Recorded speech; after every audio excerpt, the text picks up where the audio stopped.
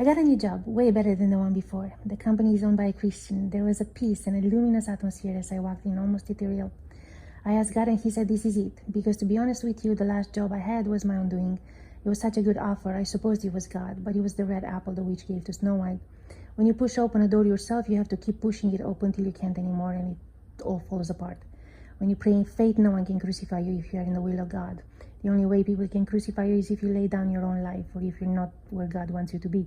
In that case, he'll let things fall apart so you can fall in place. So yes, it took only 10 days. When doubt or fear came to my mind, I kept saying out loud, God always keeps his promises. He cannot fail himself. And he came true. No need to compromise or cower to anyone. God always honors you when you stand for what's right. Like he did with Shadrach, Meshach, and Abednego, or Mordecai. You'll end up in a position higher than before. He restores you sevenfold. Same thing with our country. If we stay strong, he'll restore us. God doesn't want us to repeat the cycles that caused the loss in the first place. Restoration starts with fixing the cracks in the foundation.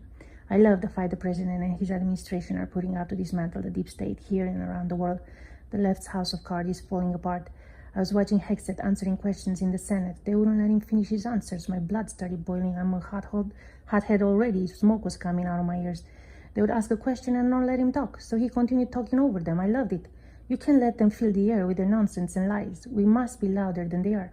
Like Athanasius, the father of our faith.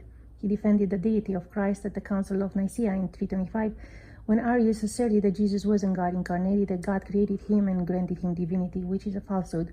It denies what Apostle John said, that the Word became flesh, the Word through whom all things were created and which has always existed before the foundation of the world.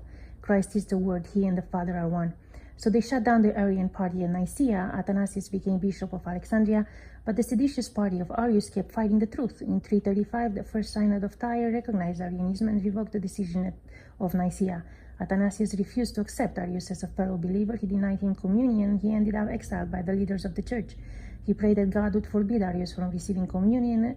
To the astonishment of all, as Arius advanced in a pompous procession to receive communion by the Bishop of Constantinople, he was seized with a violent relaxation of bowels, as the historian writes, and with the evacuation his bowels protruded, followed by a major hemorrhage. He died in agony, barred by God's judgment from taking the Lord's Supper. Arianism ended in 380 when Emperor Theodosius recognized Nicene Christianity. Athanasius was exiled 5 times for his defense of the truth, and he made the famous statement, "Is the world against Athanasius? Then Athanasius is against the world." In Latin, Athanasius contra mundum et mundus contra Athanasius. We all must speak up as defenders of the truth, and if the whole world comes against us, so be it. We should be able to say, "Is the world against us? Then we are against the world."